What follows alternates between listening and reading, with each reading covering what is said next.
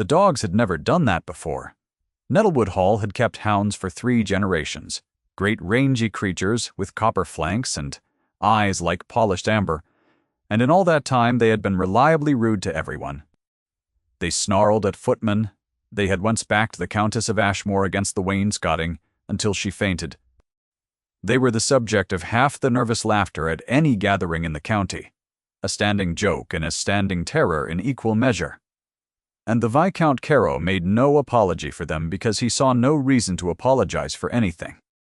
On the morning of the autumn shooting party, when Miss Nell Paston came up from the kitchen yard with a copper basin of soaking cloths and a streak of wood ash across her left wrist, all 4 of them turned from the gamekeeper's path and followed her.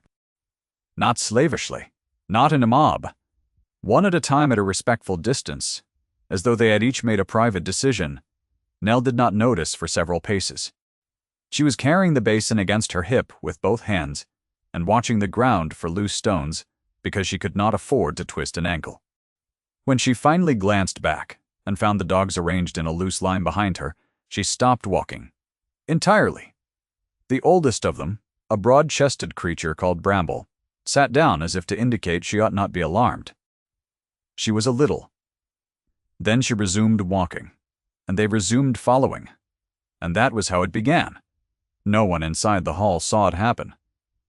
The season's guests had not yet descended for breakfast. The scullery maid and the hounds passed through the stable yard and around the kitchen garden wall and into the morning without a witness, which was, Nell thought afterward, entirely fitting. The things that were true about her life had almost never been witnessed by anyone who mattered. She had long since stopped expecting otherwise. There is a kind of courage that looks from the outside exactly like endurance. You would not have known it to see her with that copper basin and ash-streaked wrist, that she had once been Miss Eleanor Paston of Thornfield, the daughter of a man who had kept a decent library and a serviceable carriage and the respect of every tradesman in the village of Tending. You would not have known she had once been expected to marry a clergyman or a solicitor, that she had once had a sister who was still alive, or that she had once read Latin for her own amusement. Her father had died in the 3rd autumn of her 23rd year. Owing more than he had owned, the library had gone at auction. The carriage had gone first. By the time the solicitors were satisfied, Nell had 22 shillings, a small trunk of clothing, and the knowledge that a Miss Paston without a father and without a dowry was not a Miss Paston, in any practical sense. She was a girl of no particular interest to the world. She had applied to Nettlewood Hall the following February. The position was listed in the county paper as scullery assistant, experience in dairy preferred, references required. She had had references. She had presented them to Mrs. Alderton the housekeeper with her hands folded in her lap and her face arranged in the expression she had by then perfected, which communicated reliability without drawing attention. Mrs. Alderton had looked her over with the brisk efficiency of a woman who had been forming quick assessments of young women for 30 years. "You are somewhat above the usual sort," Mrs. Alderton had said. It was not a compliment. It was an observation that carried a small warning attached to it. "I am not above the work," Nell had said.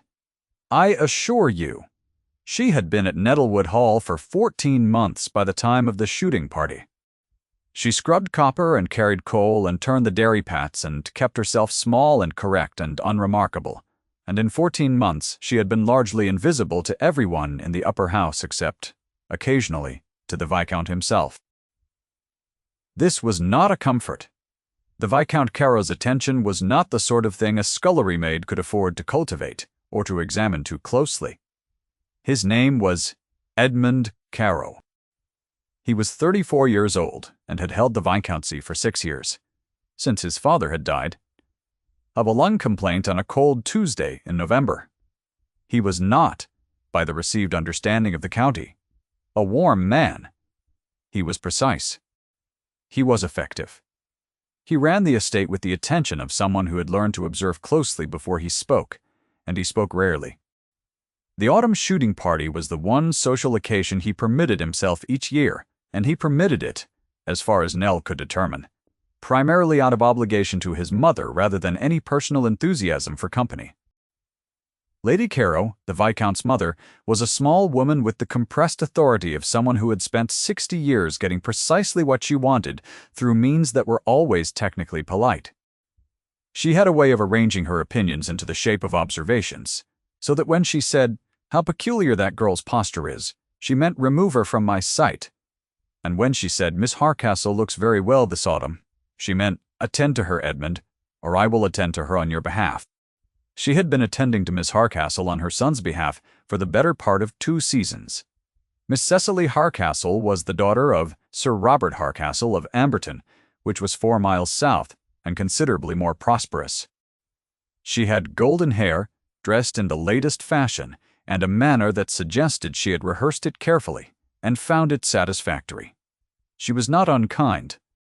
She was simply the sort of person who had never been required to imagine a world in which she was not the correct answer to whatever question the room was asking. The shooting party was 18 people. They arrived across the afternoon of the 14th of October in carriages that deposited expensive luggage and polished expectations in equal measure, and Nell watched them from the kitchen passage the way she watched everything at Nettlewood Hall, with attention, with careful quiet, with the awareness that she was not meant to be seen watching. The dogs behaved, or rather the dogs did what they always did, which was to stand in the entry hall with the attitude of creatures who had not decided whether to permit this intrusion, and the guests arranged themselves around the dogs' indifference with various degrees of grace. Lady Caro made no apology for them either. Indifference to the dogs' conduct was apparently hereditary. It was Mrs. Pembridge, Lady Caro's particular friend, and a woman who prided herself on noticing things other people overlooked, who first gave voice to the opinion that had already formed quietly in several of the guests. She said it in the Rose Salon on the second morning to Lady Caro, with the satisfied murmur of someone sharing an observation she found faintly amusing. "Your scullery girl, Adelaide? Is she called?" Strange creature.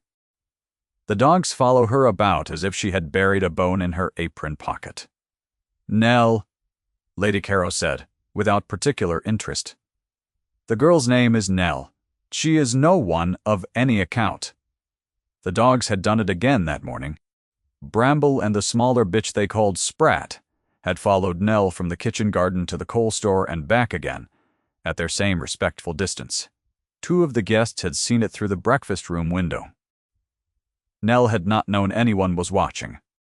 She had simply gone where she needed to go, and found the dogs came with her, which she had begun to accept as a fact of her life at Nettlewood Hall the way she accepted other facts, without ceremony, without questioning it too closely.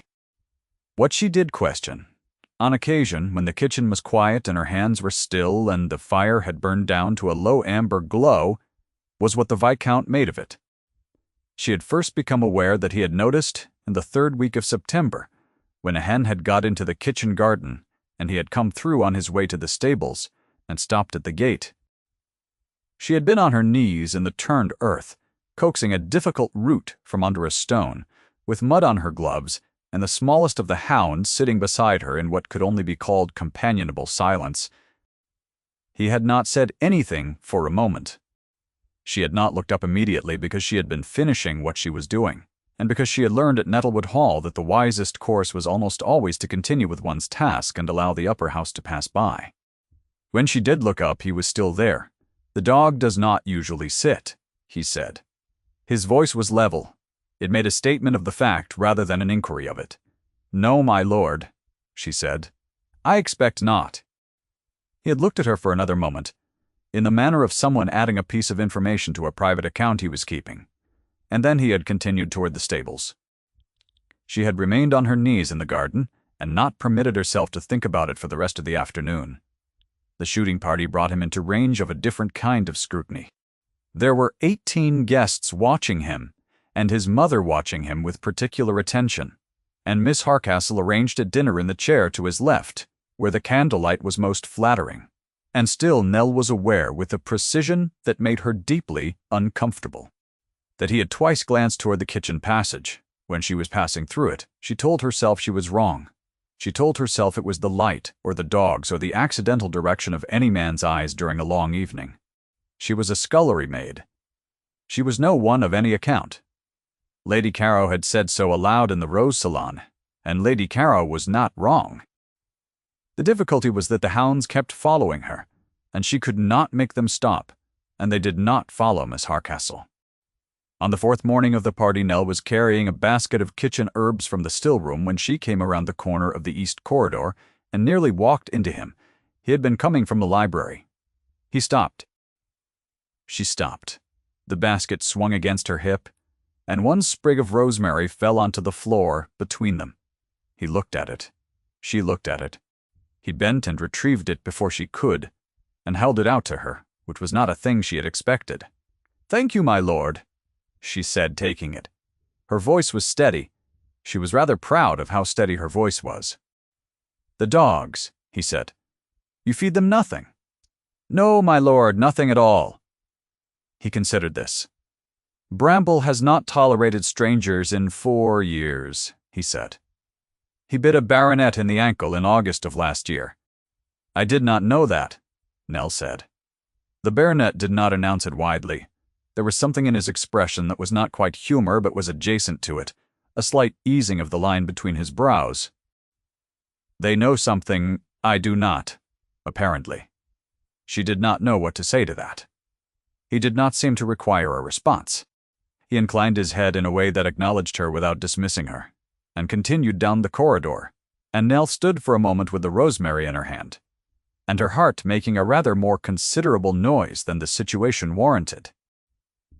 That was the second day of what Mrs. Alderton later called, with the precision of a woman who tracked the domestic temperature of the household, the way a physician tracks fever, the difficulty. The difficulty was that the guests had noticed the dogs, and in noticing the dogs they had noticed Nell, and in noticing Nell, several of them had begun to notice the Viscount's attention, however slight and however deniable. Mrs. Pembridge noticed first because she always noticed first. She mentioned it to Lady Caro in the sort of careful aside that is louder than a declaration. "Edmund seems very interested in the kitchen girl," she said, on the 5th afternoon, in the blue sitting room where the ladies had gathered after a walk. Her voice carried the specific frequency of someone who wished to appear to be raising a concern while actually applying a pressure. Lady Caro set down her embroidery frame. "He is interested in the peculiarity of the dog's behavior," she said, with the precision of a woman separating a fact from the story that had attached itself to the fact, as any observant man would be. Her eyes moved to the window, where, if one looked at the right angle through the box hedges, one could see the kitchen garden. And what one could see in the kitchen garden, if one looked, was Nell with the basket, and Bramble sitting beside her, with his great amber eyes, turned up in something that was, in a dog, unmistakably devotion. Lady Caro picked up her embroidery frame. Her needle went in and out twice. Then she said, with the tone of someone settling a question, "She is a scullery maid, Harriet. Edmund understands his obligations." The evening of the 6th day brought the whole party to the long drawing-room for cards, and Nell was asked to bring up 2 additional lamps from the store cupboard, which meant she passed through the room itself rather than the servants' passage. She moved quickly and quietly and set the lamps where she was told, and turned to go, and in turning she very nearly collided with Miss Hardcastle, who had stepped back from the card table without looking. "Mind yourself," Miss Hardcastle said. It was not unkind. It was the tone of someone who had not quite registered that a collision required 2 parties. "Forgive me," Nell said, stepping aside. Across the room she was aware, with the accuracy of someone who had been monitoring a particular point in space, without acknowledging that she was doing so, that the Viscount had looked up from his hand of cards. He looked away again, immediately. She completed her exit. It was in the following morning's early quiet, in the hour before the house woke properly, that Nell was setting the kitchen fires and heard the dogs in the passage. All 4 of them had come to the kitchen door, which they were not in the habit of doing. And, 7-2, she opened it, and they filed in and arranged themselves around the hearth with the settled air of creatures who had decided this was acceptable, and she had sat down on the low stool near the fire, and put her hands in her lap and felt for a moment entirely without explanation, less alone than she had been in 2 years. That was the morning she allowed herself to think about it properly. He had noticed her. This was not a comfortable thing to know, and she did not dress it in the language of hope, because hope was a luxury she had learned to leave on the shelf, along with other things she could no longer afford. She was a scullery maid. He was a Viscount. His mother had already selected Miss Hardcastle. These were the facts of the situation, and they did not require analysis. What she could not entirely account for was the rosemary. The fact that he had bent to retrieve it. The fact that he had held it toward her. Small things. The kind of things that were easy to explain away, as courtesy, as the reflex of a man raised to certain manners, as anything at all except what they appeared to be. She was good at explaining things away. She had become very good at it. On the 7th day, Mrs. Alderton summoned her to the housekeeper's room and shut the door. This was not unusual. What was unusual was the quality of Mrs. Binder. Alderton's expression, which Nell had learned to read with some accuracy in 14 months. "Lady Caro has asked, Mrs. Drow." Alderton said that during the remainder of the party you confine yourself to the kitchen, the scullery, and the backyard. You are not to use the east corridor. Nell held very still. "Has the east corridor become restricted, Mrs. Gordius?" Alderton, "It has become inadvisable," Mrs. Alderton said, which was not the same thing, and they both understood it was not the same thing. "Lady Caro is a careful woman. She has her reasons." "Yes," Nell said, "of course." She understood perfectly. Lady Caro had looked through the box hedges and calculated that the rosemary might mean something, and she had decided that the simplest solution was to ensure there was no further rosemary. Nell was not angry. She was tired, which was different, and sadder than she had quite expected to be, which she examined for a moment and then put away. She was a scullery maid. This was not a story in which she featured. What she did not know, and could not have known, was that the Viscount had asked for her that same morning he had asked Mrs. Day. Alderton, with his characteristic brevity, where the girl who managed the kitchen dogs had gone because he had not seen her in the east corridor. Mrs. Alderton had said, with the carefully constructed vagueness of a woman caught between two authorities, that the girl was occupied with the scullery this week. He had looked at her for a moment in the way he had of looking at things he was not yet ready to address aloud, and then he had returned to the library. In the library there was a particular chair near the south window, and in the south window, on a clear morning, there was a view of the kitchen garden. He had been reading in that chair, on and off, for 3 days. He was not a man who deceived himself about what he was doing. He had spent too much of the past 6 years forcing himself to see clearly, because the alternative was the fog he had lived in when Rosalind was dying, and he had not let himself see it, until it was too late to do anything at all. She had been ill for 4 months before he had understood it. By the time he understood it, she was past the point where understanding did any good, and she had died on a rainy Thursday in March. While he sat beside her and wished he had looked sooner, seen sooner, said what he meant, before it became impossible to say. He had thought, when he became clear of that grief, that he was also clear of the particular capacity for that kind of attention. He had been at some pains to believe this. It had the advantage of simplicity, and required nothing of him. The kitchen girl with the ash-streaked wrist and the dogs arranged around her in the morning had not cooperated with this plan. He could not have said precisely when he had begun to notice the particular quality of her attention to whatever was in front of her. The way she finished what she was doing before she looked up. The steadiness of her voice in the east corridor. The fact that she had not simpered or retreated in the manner of a girl taught to make herself smaller for visiting lords, but had simply answered him as if they were two people having a practical conversation about dogs and baronets, which was what they had been. He had found this, for reasons he was still examining, almost unbearably refreshing. The remaining 3 days of the shooting party proceeded on their established course. The guests shot and dined and played cards and circulated through the county's social machinery with the smooth efficiency of people who had been doing exactly this since they were old enough to be taught to do it properly. Miss Hardcastle sat to the Viscount's left at dinner, and was charming in the careful way of someone performing charm rather than possessing it. Lady Caro watched her son with the attention of a woman who was making a plan. and Nell confined herself to the kitchen and the scullery and the backyard as she had been asked, and scrubbed copper and turned dairy pats, and kept her face arranged in the expression she had perfected, and tried not to think about the rosemary.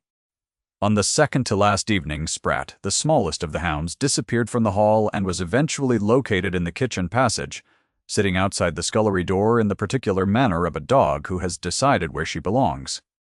What to? The hall footman came to retrieve her. Nell carried the dog herself to the front of the house, which required her to walk the length of the east corridor, which she had been asked not to use, but there was no practical alternative she could see. The Viscount was coming down the staircase when she appeared at the end of the corridor. With Sprat in her arms, he stopped. She stopped. The dog looked from one to the other with equanimity. "Lady Caro asked that I not use this corridor," Nell said. She did not know what prompted her to say this immediately, except that she had discovered over the past several days that the absence of honesty was a greater discomfort to her than its consequences. Sprat was outside the scullery. "I am returning her." He came down the remaining 3 steps. "My mother asked that," he said. "Yes, my lord." He was quiet for a moment. He was looking at the dog and at her hands and at a point somewhere between them. "How long have you been at Nettlewood Hall?" 14 months, my lord." "And before that?" She met his eyes. "Thornfield," she said. "My father was Mr. James Paston. He died 2 years ago." Something shifted in his expression. The careful observer in him, the one she had begun to identify in their small exchanges, registered the information and held it. "I am sorry," he said, and it had the quality of meaning it. "Thank you," she said, and she held out Sprat toward him, because this was a corridor she had been asked not to use, and she had returned the dog, and there was nothing else she could reasonably do. He took the dog. His hand closed around Sprat's front paws, and for a moment his fingers were very close to Nell's. She could feel the warmth of his hand without touching it. She withdrew her hands and stepped back. "Good evening, my lord, Nell," he said. She stopped walking. Her name in his voice was a different thing than she had expected. Not sharp, not summoning, but careful, as if he had been deciding whether to use it. She turned. He was still holding the dog. His expression had the quality of a man who has not quite finished thinking something through, and who is for once going to say it anyway. "The decision about this corridor was my mother's to make," he said, in her own house. "You are not required to apologize for being in it when necessity brought you here." "I know I am not," she said. "I told you directly, rather than pretending I had not come this way. That is different from apologizing." The line between his brows eased again. That was the nearest thing to the expression she had seen in the kitchen garden in September, the thing that lived adjacent to humor. "Yes," he said, "it is." She left him there. She returned to the kitchen. She put her hands in the basin of cold water and pressed them against the copper sides, and breathed.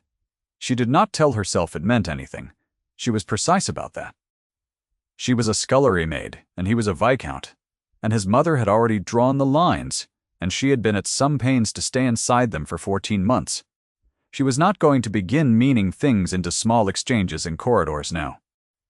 What happened on the final afternoon of the shooting party was therefore not what she expected, which is to say she did not expect anything, and what happened was this. The guests were gathered for a last outdoor entertainment on the south lawn.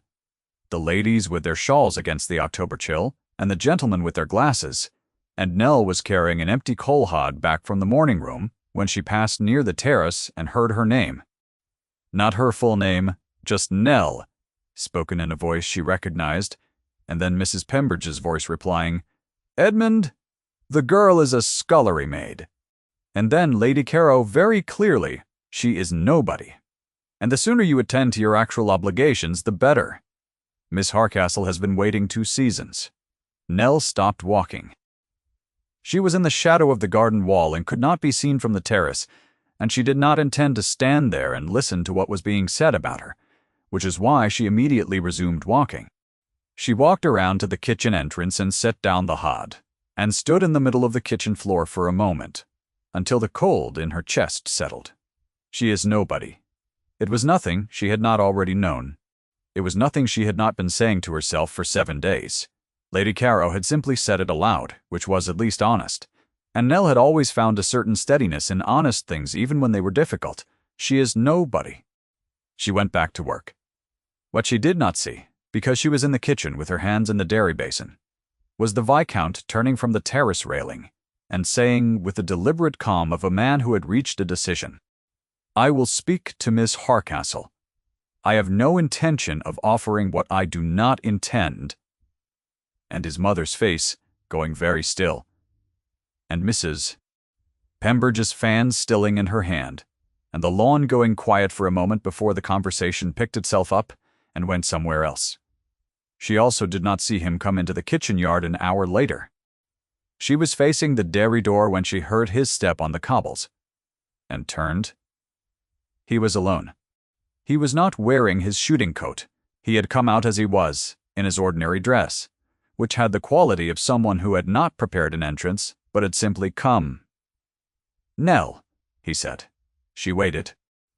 She was still holding the cloth she had been using on the dairy jars. She did not put it down because she did not know what was happening, and she had found that keeping her hands occupied helped her remain steady. "I spoke with my mother," he said. "I owe you an explanation, though I am aware it is not the apology the situation properly requires." "You do not owe me anything, my lord," she said. "What passes between you and Lady Caro is not my concern. What passes between my mother and my household staff is very much my concern," he said, with a precision that had an edge to it. Not anger, but something that had been sharpened against something else for some time, and had finally been allowed to be sharp. "She had no right to restrict your movements in this house. That was an overreach, and I have told her so." The October air was cool and the cobblestones were gray and damp, and Nell stood in the kitchen yard with a cloth in her hands and looked at a man who had told his mother she had overreached. She understood, in a clear and uncomplicated way, what that had cost. "I am not angry with her," Nell said carefully. "She loves you, and she has made a plan, and I am inconvenient to the plan. I understand that." "Do you?" he said. It was not quite a question. "Yes, I am nobody, my lord. Lady Caro said so, and she is not wrong." He took a step toward her. "Not close, just closer. When you say that," he said, "do you believe it?" She looked at him. His face in the kitchen yard light was not the face he wore in the long drawing room, or at dinner. It was more careful and less composed and entirely present, which was what she had noticed first about him in September. That peculiar quality of attention to whatever was directly in front of him. "I know what I have," she said. "I know what I have lost. I know what I am, and what station I occupy. Those things are true, and I do not require to be comforted about them." "That is not what I asked," he said. She looked away from him across the yard. Her hands tightened on the cloth. "No," she said very quietly. "I do not always believe it." He did not say anything for a moment. When he spoke again, his voice had the particular quality of something said, simply because it was true, and he had decided the time for not saying it was finished. "My wife died 4 years ago," he said. "I did not see it coming until it was too late, and I have spent a good deal of time since then, being careful not to see things, because seeing things has consequences, and I had grown very tired of consequences." She turned back to him. He was looking at the middle distance, at a point somewhere past her left shoulder. "The dogs see you," he said. "They have seen you from the first morning. I watched them for 2 months before I let myself understand what I was watching." The cloth was going to leave marks on her palms where she was holding it. She registered this distantly. "My lord," she said, "I am a scullery maid." "I know what you are," he said. He met her eyes. "I also know what you were, and what you are despite the 14 months between. Those are not the same thing, and your father's death and your absence of a dowry are not the definitions of you, whatever my mother believes." Nell felt the breath go out of her in a way she had not prepared for. She had been so careful. She had been so precise about not hoping and not meaning things into small exchanges, and now she was standing in a kitchen yard in October, with her hands going white around a dairy cloth, and a man was looking at her as if she were a person he had been thinking about with some seriousness, and she did not know what to do with that. "I am not asking you for anything today," he said, with the scrupulousness of a man who understood the position he occupied relative to hers, and did not intend to use it carelessly. "I am asking only whether, if I were to find you not entirely indifferent to the question, I might be permitted to speak with you again." She found, when she searched herself for what she actually knew, and not what she had decided she was permitted to feel, that she was not indifferent at all.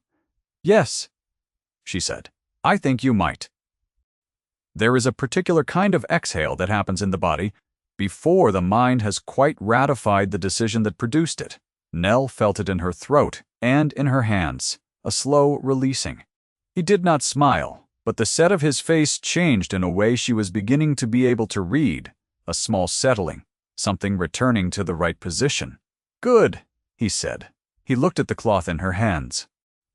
"There is a splinter in that door frame you have been using," he said, which was an entirely different sentence from the one before it, but his eyes were steady and warm. "I will have it seen to." She looked at the door frame. There was indeed a splinter, a long, pale one, at about hip height, where anyone carrying a basin might catch themselves. She had caught herself on it twice. "I had noticed," she said. "I know," he said. "You did not mention it." "It was not my place to mention it. It is now," he said. And that was all. He inclined his head, which she had come to understand was his version of a good deal more than it appeared, and he returned to the house. She stood in the yard until the kitchen door had closed behind him. The dogs were somewhere in the stables. She could hear one of them, Bramble probably, shifting against the stable floor.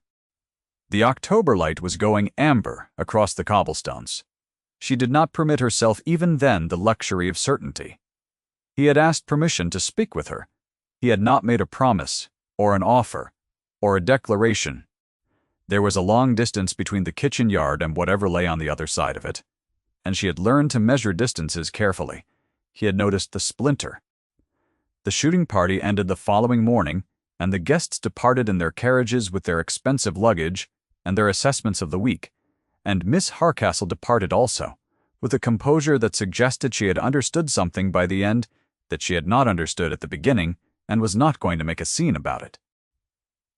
Lady Caro stood in the entry hall and watched them go, and then stood in the entry hall for a moment longer in the silence that comes after. A house empties of people who had filled it with noise.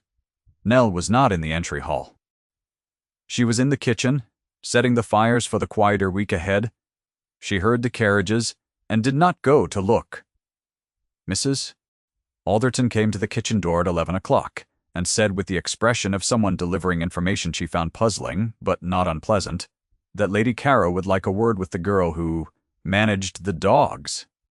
Nell dried her hands. She followed Mrs. Alderton to the rose salon and stood before Lady Caro, who was sitting very upright in the chair by the window, and whose embroidery frame was resting untouched in her lap. Lady Caro studied her for a long moment. Nell held still and let herself be studied. "Edmund tells me," Lady Caro said at last, "that you are Mr. Paston's daughter of Thornfield." "Yes, my lady." "Your father," Lady Caro said, "had some standing in the county before his reversal. I was not aware he had a daughter. He would not have been the sort of man to mention a daughter in mixed company." "No," Nell said. "He was not."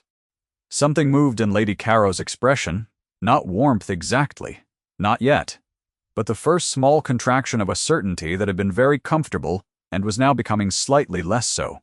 "You read?" she said. Not a question. "Yes, my lady." "Latin." Nell permitted herself one breath. "Yes, my lady." Lady Caro's needle went in and out once, twice, in a way that suggested she was thinking more than she was sewing. "I had a plan," she said finally, and it was an admission of a kind, the acknowledgement that the plan had been a real thing, and not simply an opinion. "Miss Harcastle is a sensible girl. She would have done very well." "I expect she would have," Nell said. "The dogs," Lady Caro said, and stopped. She seemed to find the dogs constituted a complete sentence. Perhaps they did. I did not encourage them, Nell said. I promise you that. No. Edmund said as much, the older woman's hands stilled in her lap. She looked at Nell with the focused intelligence of a woman who had spent 60 years reading people, and who had perhaps been somewhat too selective in which people she chose to read carefully. You are not what I would have chosen for him. I know that, Nell said. He has been, Lady Caro said, and paused again, and seemed to decide on a precision, careful since Rosalind. Careful in the way of people who have decided not to want what they have lost. The dogs alarmed me before he did.